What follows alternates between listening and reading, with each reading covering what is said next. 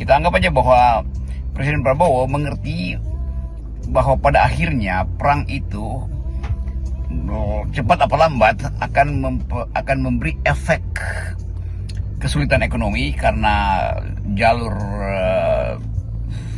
laut yang biasa dipakai untuk mensuplai bahan bakar ke Asia, terutama Jepang, India, Indonesia juga pasti akan kena imbasnya, itu ditutup oleh Iran. Nah, ini sebetulnya yang lebih berguna untuk kita bicarakan. Kita tahu bahwa Presiden sedang berupaya untuk mencari solusi melalui proposal perdamaian, dan sangat mungkin atau bisa dipastikan bahwa itu akan gagal tuh.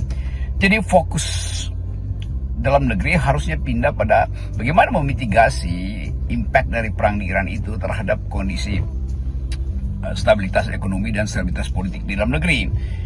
Kalau Bahlil dipanggil untuk ditanyakan misalnya berapa banyak cadangan yang masih tersedia sehingga bisa dihitung efisiensi supaya BBM kita tidak habis di SPBU sehingga menimbulkan keresahan konsumen. Jadi sebetulnya bukan sekedar keresahan konsumen, tapi kalau dia berlanjut dalam 2 bulan ke depan misalnya masih belum ada kepastian tentang prospek perdamaian, itu artinya akan ada kebangkrutan di dalam ekonomi Indonesia. Akan ada dapur mak-mak yang tidak bisa memasak. Akan ada kenaikan harga transportasi, Gojek, pengangkut bahan dagangan.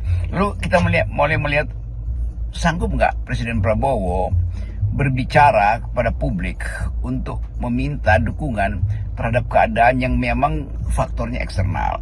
Ini satu pertaruhan karena kita lihat bahwa apapun resiko yang akan terjadi di Indonesia, itu tanggung jawabnya ada pada Presiden. Sementara Pak Presiden masih terlibat dengan ide-ide besar, yaitu makan siang bergizi, sekolah, koperasi, segala macam itu. Kita tahu bahwa mesti ada yang dihemat pada akhirnya kan. Jepang misalnya, dia udah serasa padahal dia masih punya persediaan BBM sampai 200 hari ke depan tuh. Tetapi kita yang tidak mungkin mengikuti keinginan publik untuk memperoleh bahan bakar yang harus tersedia setiap hari, harus dimulai dengan himbauan atau kebijakan mitigasi dari Presiden. Kita nggak tahu apa yang akan dilakukan.